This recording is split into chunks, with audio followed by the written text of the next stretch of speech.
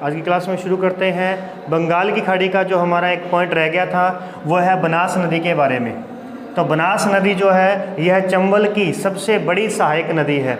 चंबल नदी के बारे में हमने देखा कि चंबल नदी की जो कुल लंबाई है वो 966 किलोमीटर है, जो कि राजस्थान में बहने वाली सबसे लंबी नदी कहलाती है। परंतु जब प्रश्न आता है कि पूर्णतः राजस्थान में बहने वाली सबसे लंबी नदी कौन सी है, तो हमारे पास में नाम आएगा बनास नदी के बारे में।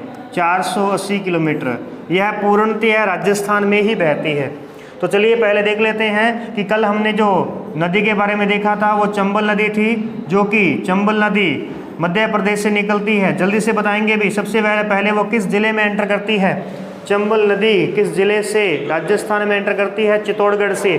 चित्तौड़गढ़ के बाद में कोटा और बूंदी की सीमा बनाते हुए, कोटा बूंदी से होते हुए कहाँ जाएगी? सवाई माधोपुर। यानी यहाँ पे 3 डिस्ट्रिक्ट हमारे पास में हो चुकी हैं, चित्तौड़गढ़, कोटा, बूंदी।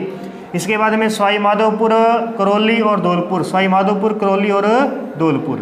तो ये 6 जिलों से बहती है। ऐसी ही लूणी नदी भी 6 जिलों से बहती है। जल्दी से बताएंगे पहला जिला कौन सा है लूणी का? क्लास में देखा था आपने, क्लास लगाई।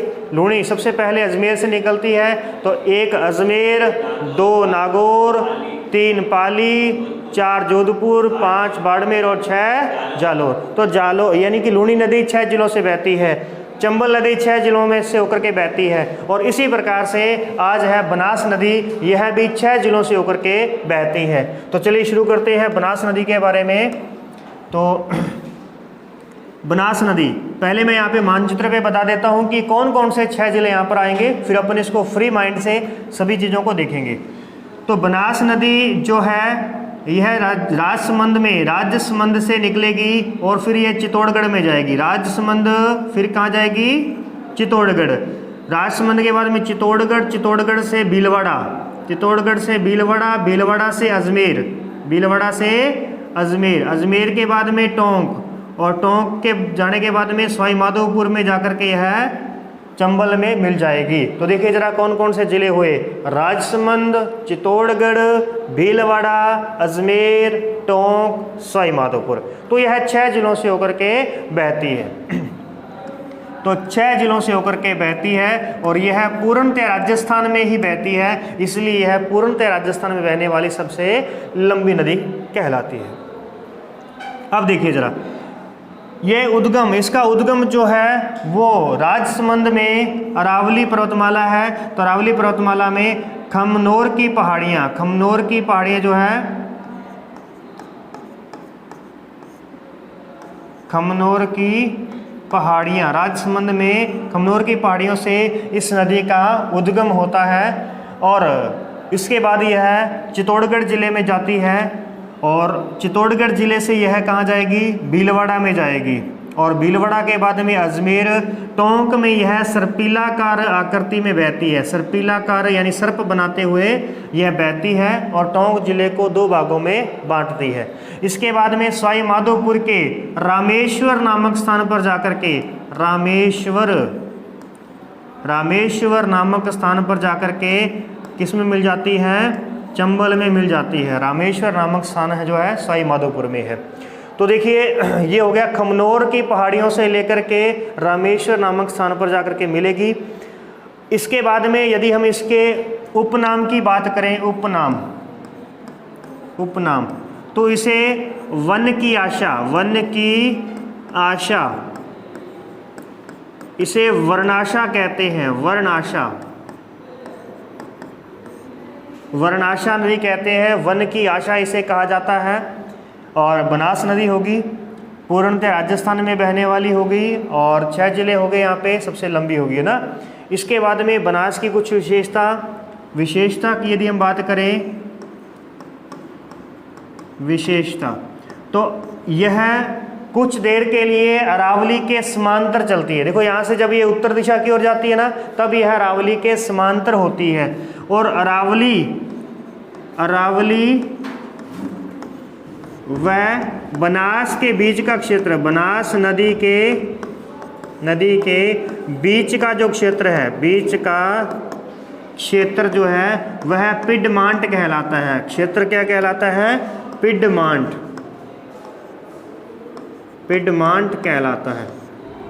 पिडमांट, जिसे गिरिपाद कहते हैं, गिरिपाद, गिरिपाद यानी गिरी के पैरों में गिरिपाद हो गया। यानी ये जो अरावली पर्वतमाला है, यहाँ पर जो हमारे पास में अरावली पर्वतमाला है, इस अरावली पर्वतमाला के जो पैरों में जो मिट्टी जमा होती है अपर्दन की वजह से, वह गिरिपाद कहलाती है। और वह गिरिपाद का जो क्षेत्र है वो बनास और अरावली के बीच का क्षेत्र कहलाता है, जो कि मक्का उत्पादन के लिए सर्वाधिक महत्वपूर्ण स्थान है। मक्का उत्पादन के लिए सर्वाधिक महत्वपूर्ण क्षेत्र जो है वो बनास और अरावली के बीच का क्षेत्र कहलाता है। इसके बाद में आप देखेंगे तो इसी के साथ यहाँ पे भी ध्यान रखना, मक्का जो है यह मेवाड़ की फसल है। मक्का को मेवाड़ की फसल कहा जाता है। मक्का को मेवाड़ की फसल कहा जाता है।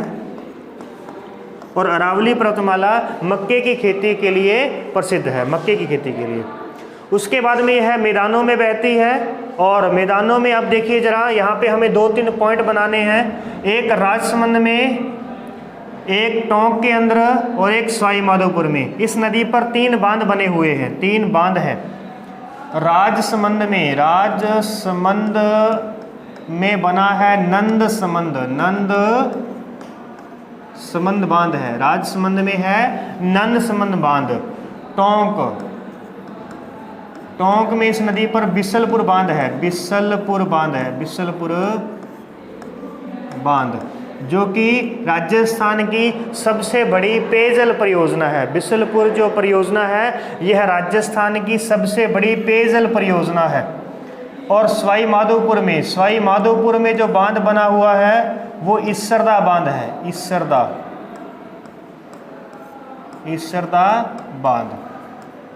तो ये हो गया हमारे पास में। इसके उपनाम हमने देखे, इसकी विशेषता देखी हमने, और इस पर बने हुए बांधों की बात आ जाती है।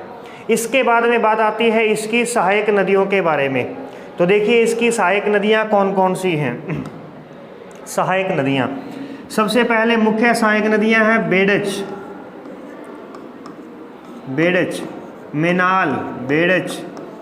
मेनाल। उसके बाद में देखते हैं बेड़च, मेनाल, कोठारी, खारी नदी,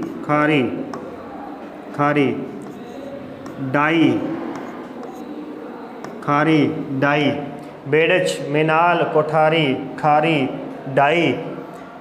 फिर आती है सीप नदी हो गई।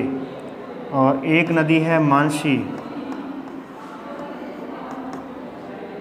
नदी है, सीप और मानसी। इस नदियों के बारे में। अब इसकी सहायक नदियों के साथ में इसका जो बहाव क्षेत्र है उसे बनाते हैं। सहायक नदियों के साथ में इसका जो अपवाह तंत्र बनेगा, अपवाह तंत्र। चलिए इतनी बात होगी हमारे पास में। सीप जो है, अब हम बात करेंगे उसी की ही, क्योंकि सीप, बेनास और चंबल ये त्रिवेणी संगम बनाती है। तो ये क्या कहलाएगी फिर? सीप की भी सहायक नदी कहलाएगी, चंबल की भी सहायक नदी कहलाएगी। चलिए इस प्रकार से ये हमारे पास में चंबल नदी गई, और इसकी जो सबसे बड़ी सहायक नदी है वो होगी हमारे पास में बनास। इस प्रकार से हम इसको बनाएंगे। ठीक है, ये हो गया। अब सबसे पहले हमने इसके बारे में तो देख लिया कि यह खमनोर की पहाड़ियों से निकलती है, खमनोर की पहाड़ियों से। ठीक है, अब इस नदी पर सबसे पहले आपने देखा कि नंद समंद बांध है, बांध है। इसके बाद में एक स्थान आता है जिसका नाम है बिगौंद नामक स्थान है। बिगौंद नामक स्थान जो है यह भीलवाड़ा में है, भीलवाड़ा में। अब इस बिगौंद नामक स्थान पर यह नदी त्रिवेणी संगम बनाती है। एक ओर से इसमें मेनाल नदी आकर के जुड़ेगी, मेनाल नदी, और एक तरफ से इसमें आकर के मिलेगी बेड़च नदी, बेड़च नदी। बेड़च नदी का उद्गम जो है यह गोगुंदा की पहाड़ियाँ, कहाँ पे है भी गोगुंदा उदयपुर में, गोगुंदा की पहाड़ियों से, गोगुंदा की पहाड़ियों से इस नदी का उद्गम होता है बेड़च नदी का। और गोगुंदा की पहाड़ियों के बाद में इस नदी पर जो है, इस नदी पर एक झील बनी हुई है भी। इस नदी पर झील है उदय सागर झील। उदय सागर झील। उदय सागर झील से पहले इस नदी को आयड़ नदी के नाम से जाना जाता है। इस नदी को आयड़ नदी कहते हैं। उदय सागर झील से पहले यानी इसको उद्गम स्थान पर हम क्या कहेंगे, आयड़ झील, आयड़ झील के नाम से जानेंगे भी। आयड़ झील क्यों जानेंगे, क्योंकि यहाँ पर आयड़ सभ्यता यानी आहड़ सभ्यता यहाँ पर स्थित है। आहड़ सभ्यता, आहड़ सभ्यता, आहड़ सभ्यता। और यह जो आयड़ यानी कि आहड़ सभ्यता है, ये आहड़ सभ्यता प्राचीन काल में, प्राचीन काल की तांबा नगरी कहलाती है। प्राचीन काल की तांबा नगरी किसे कहते हैं, आहड़ सभ्यता को। वर्तमान में तांबा नगरी किसे कहते हैं, तो खेतड़ी झुंझुनू को कहते हैं। जबकि ताम्र युगीन सभ्यताओं की जननी किसे कहा जाता है, तो गणेश्वर सभ्यता कहा जाता है, नीम का थाना सीकर वाले को। ठीक है, चलिए, आयड़ सभ्यता हुई बेड़च नदी पर, और इसका यानी कि दूसरा नाम आयड़ नदी भी कहलाएगा। बेड़च नदी उदयपुर के बाद में चित्तौड़गढ़ में आती है, चित्तौड़गढ़ में। तो चित्तौड़गढ़ में इस नदी के साथ में एक नदी और मिलती है जिसका नाम है गंभीरी नदी। गंभीरी नदी यानी गंभीरी नदी जो है वो किसकी सहायक हो जाएगी, गंभीरी, बेड़च की सहायक हो जाएगी। तो सिर्फ हमें यही देखना है कि गंभीरी नदी और बेड़च नदी के किनारे पर चित्तौड़गढ़ का दुर्ग है भी। यहाँ पर क्या स्थित है, चित्तौड़गढ़ दुर्ग स्थित है। इन दोनों के संगम पर चित्तौड़गढ़ दुर्ग है, चित्तौड़गढ़। और जो दुर्ग चारों तरफ से जल से घिरे होते हैं उन्हें हम जल दुर्ग कहते हैं, जल दुर्ग कहते हैं। यह चित्तौड़गढ़ जो है ये जल दुर्ग भी है और गिरि दुर्ग भी है। गिरि दुर्ग किसे कहते हैं, जो पहाड़ी पर स्थित होता है। तो चित्तौड़गढ़ दुर्ग जो है यह मेसा के पठार पर स्थित है। मेसा का पठार, मेसा का पठार पर यह दुर्ग स्थित है। और इसी के साथ यह गंभीरी और बेड़च के संगम पर भी स्थित है। आगे बढ़ते हैं तो बेड़च नदी बिगौंद नामक स्थान पर जाकर के बनास में मिल जाती है, जो कि भीलवाड़ा में स्थित है। और एक नदी वहीं पर और आकर के मिलती है जिसका नाम है मेनाल नदी। मेनाल नदी मांडलगढ़ तहसील, मांडलगढ़ भीलवाड़ा से इसका उद्गम होता है। और यह यहाँ पर आकर मिलेगी। इस नदी पर मेनाल जलप्रपात है, मेनाल जलप्रपात, मेनाल जलप्रपात। मांडलगढ़ से इस नदी का उद्गम हुआ, मेनाल जलप्रपात बनाया इसने, क्योंकि यहाँ पर पठार है, पठारों में बह रही है अभी यह। यहाँ बिजोलिया का पठार है जिसे ऊपरमाल का पठार कहा जाता है, उस पठार में ये बहती है। और बिगौंद नामक स्थान में आकर के यह त्रिवेणी संगम बनाएगी। तो ध्यान रखना, पहला त्रिवेणी संगम हमने जो देखा था वो कहाँ पे था, वणेश्वर धाम में देखा था, जहाँ सोम, जाखम और माही का त्रिवेणी संगम था। सोम, जाखम और माही का। अभी यहाँ पे बनास, बेड़च और मेनाल का त्रिवेणी संगम है बिगौंद नामक स्थान पर। आगे चलिए, अब इसके बाद में कोठारी नदी आती है भी। कोठारी नदी इसकी सहायक नदी है, जो कि राजसमंद से निकलेगी और भीलवाड़ा में आकर के इससे मिल जाएगी।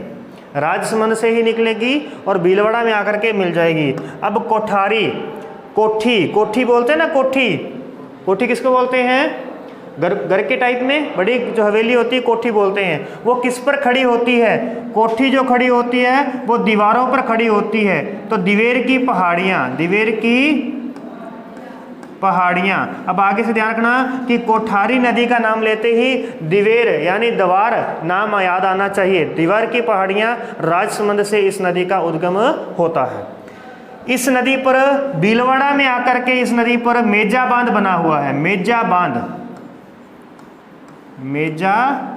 बांध बना हुआ है, कोठारी नदी पर स्थित है। और कोठारी नदी पर ही बागोर सभ्यता है। भीलवाड़ा में बागोर सभ्यता है, ध्यान रखना भी, बागोर सभ्यता। बागोर सभ्यता। बागोर सभ्यता यह कहाँ पर है? कोठारी नदी पर है, भीलवाड़ा में। मेजा बांध को राजस्थान का ग्रीन माउंट कहा जाता है। मेजा बांध को राजस्थान का क्या कहते हैं भी? ग्रीन माउंट कहते हैं। ग्रीन माउंट कहा जाता है। किसे कहते हैं? मेजा बांध को। इसके बाद में आगे एक नदी और आती है, वह भी बनास के राजसमंद के बिल्कुल उत्तरी हिस्से से निकलेगी, क्योंकि हमें पता है कि राजसमंद जो है वो एक बूंद की तरह है, टपकती हुई बूंद की तरह है। यहाँ तिलक के समान उसकी आकृति है, तिलक के समान, ठीक है। तो तिलक का जो ऊपरी हिस्सा है वहाँ से इस नदी का उद्गम होता है, और यह नदी है खारी। खारी नदी राजसमंद से निकल करके अजमेर, और अजमेर के बाद में टोंक में जाकर के ये बनास में मिलती है, टोंक में जाकर के, ठीक है। खारी नदी का उद्गम बिजराल ग्राम की पहाड़ियों से होता है।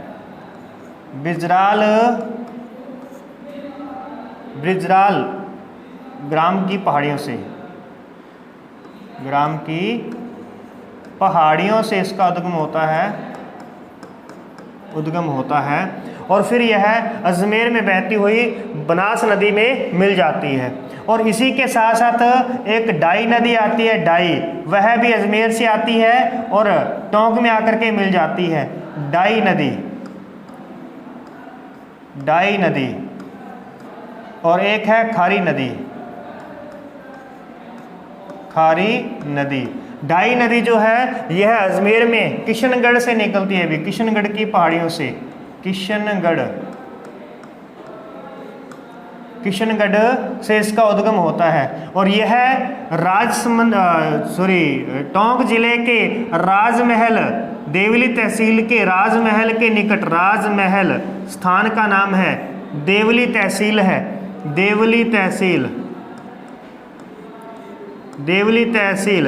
यानी आपको ध्यान रखना है कि यानी आपसे पूछा जाए कि खारी, डाई और बनास का त्रिवेणी संगम कहाँ पर होता है, तो देवली नामक स्थान पर भी कह सकता है, या फिर राजमहल नामक स्थान पर भी, देवली तहसील है, ठीक है। यहाँ पर तीनों का त्रिवेणी संगम होता है, और इसी के आगे ही, इसी के पास में ही बिसलपुर बांध बनाया गया है। बिसलपुर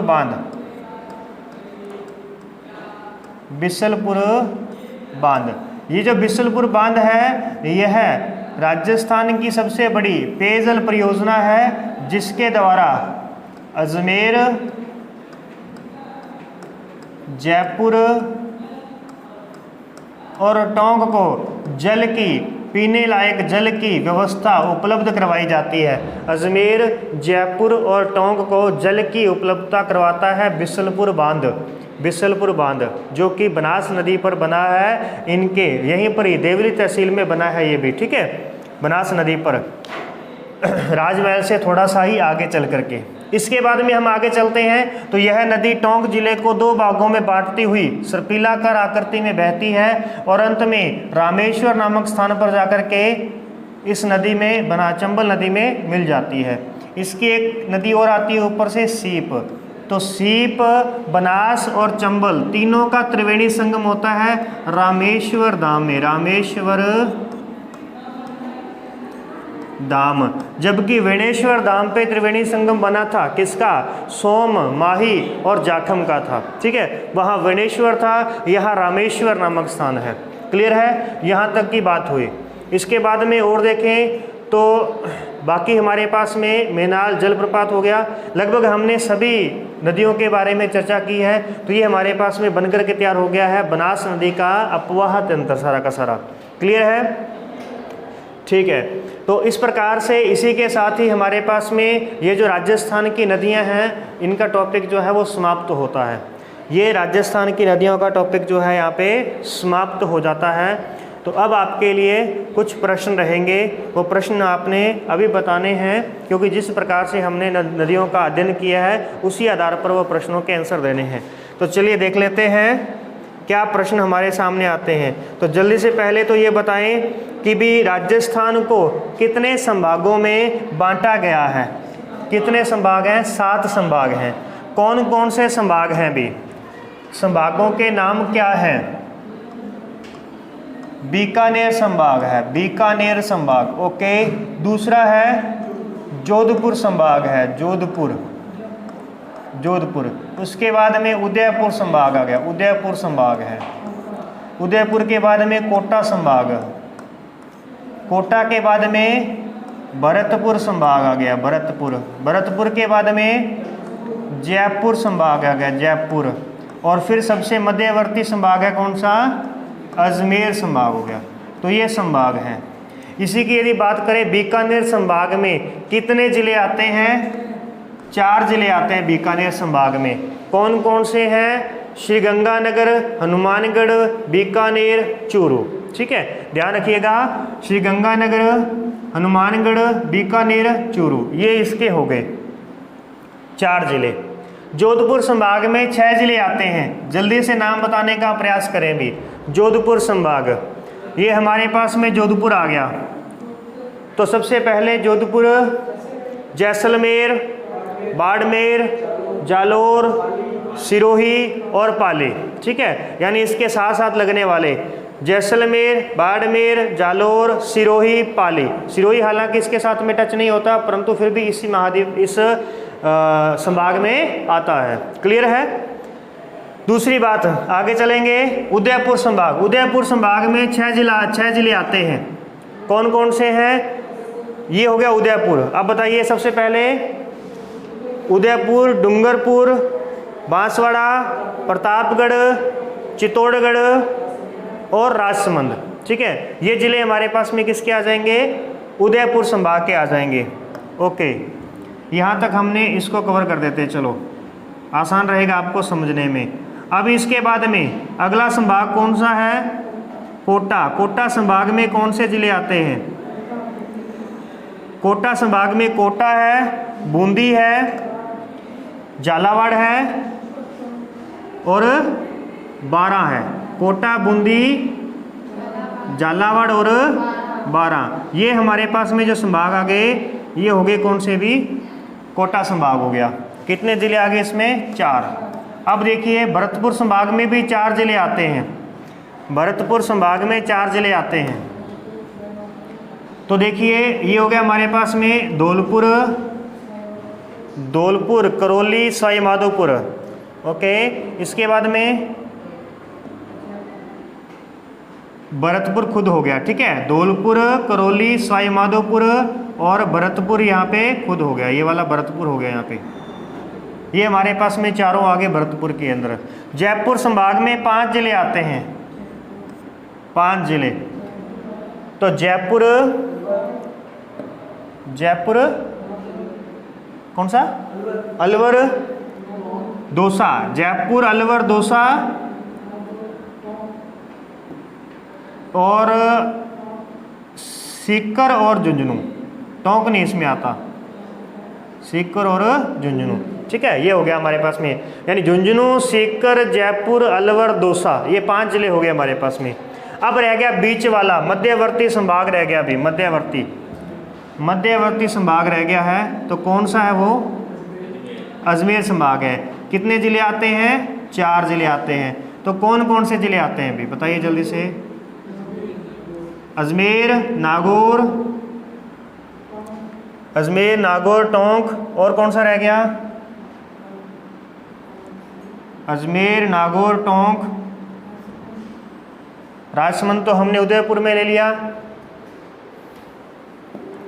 तो देखो, नागौर, अजमेर, टोंक और भीलवाड़ा, ये हो गए यहाँ पर। तो अभी आपकी अब तक की नॉलेज के अनुसार आपने जल्दी से बताना है कि बीकानेर संभाग किस प्रकार के अपवाह तंत्र में आता है। क्या वो आंतरिक अपवाह तंत्र का हिस्सा है, बंगाल की खाड़ी की अपवाह तंत्र का हिस्सा है, या फिर अरब सागरीय अपवाह तंत्र का हिस्सा है? जल्दी से बताइए भी, कौन से में आएगा?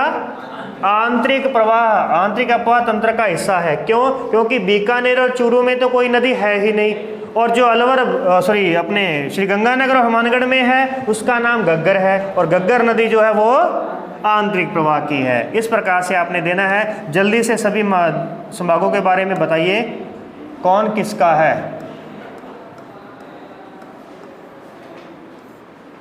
ये हो गया आंतरिक। बारी आती है जोधपुर की। अब जोधपुर संभाग में कोई नदी का नाम बताइए। लूणी नदी। और लूणी नदी किस अपवाह तंत्र का हिस्सा है? अरब सागरीय है। इसका मतलब इसमें अरब सागरीय भी आएगा।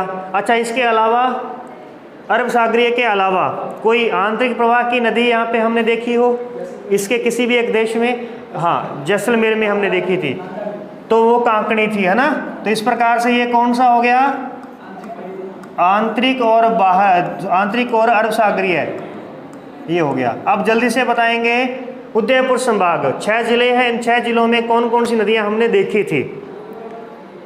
तो एक हमने देखी थी साबरमती नदी और माही नदी, किस ओर गई थी वो?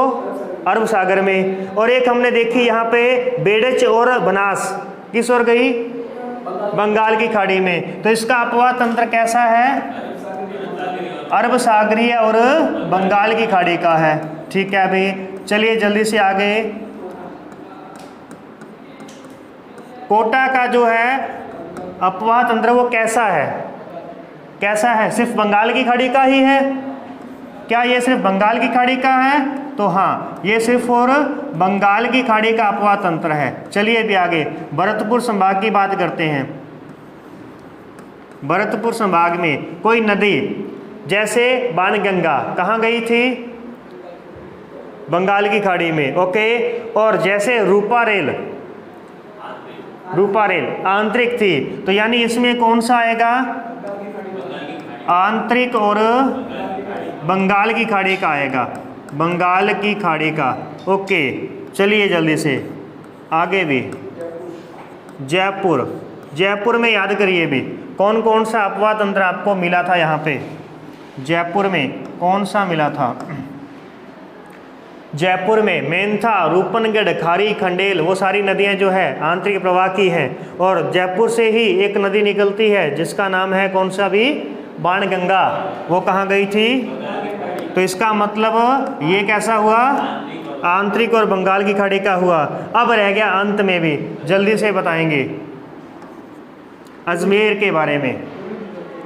इसमें लूणी निकलती है। ओके, अभी अभी हमें कुछ देखा था, कौन सी नदी इस से निकलती है या इसमें से गुजरती है? बनास नदी 6 जिले में से गुजरती है। कौन से 6 जिले इसके? यही राजसमंद, चित्तौड़गढ़, भीलवाड़ा, अजमेर, टोंक। अजमेर आ गया, यानी इसमें बंगाल की खाड़ी भी आ गई, अरब सागरीय भी आ गई और आंतरिक भी आ गई, रूपनगढ़। ठीक है, तो इसमें इसका अपवाह तंत्र कैसा है? तीनों प्रकार का अपवाह तंत्र है। तो देखो इतनी सब जब आपके पास में ये सब चीज़ों की नॉलेज होती है तो इससे आपको लिखने में काफ़ी सहायता मिलती है। ठीक है ना, जब आप एग्ज़ाम में लिखने बैठोगे किसी भी एक नदी के बारे में, जब वो कह देगा कि चंबल के अपवाह तंत्र का विस्तार से वर्णन कीजिए, तो आप चंबल की शुरुआत करते करते आप उसमें साथ में बनास वगैरह को भी जोड़ सकते हो। पहले आप उसको डायग्राम से अच्छी तरीके से समझा देंगे ताकि एग्जामिनर को आपकी थ्योरी पढ़ने की आवश्यकता ही ना पड़े, और इसमें फिर आप थ्योरी में कुछ भी बाद में लिख सकते हो। लेकिन जब भी डायग्राम बनाएं तो थोड़ा अच्छी तरीके से उसको बनाने का प्रयास करना है। क्लियर है? तो ये हमने 2-2 पॉइंट को लेकर के चल रहे हैं। साथ में आपका जो है ग्रेजुएशन का भी पॉइंट है और साथ में अपने कंपटीशन का भी चल रहा है। क्लियर है? तो आज की क्लास में इतना ही, मिलते हैं नेक्स्ट क्लास में नेक्स्ट टॉपिक के साथ में।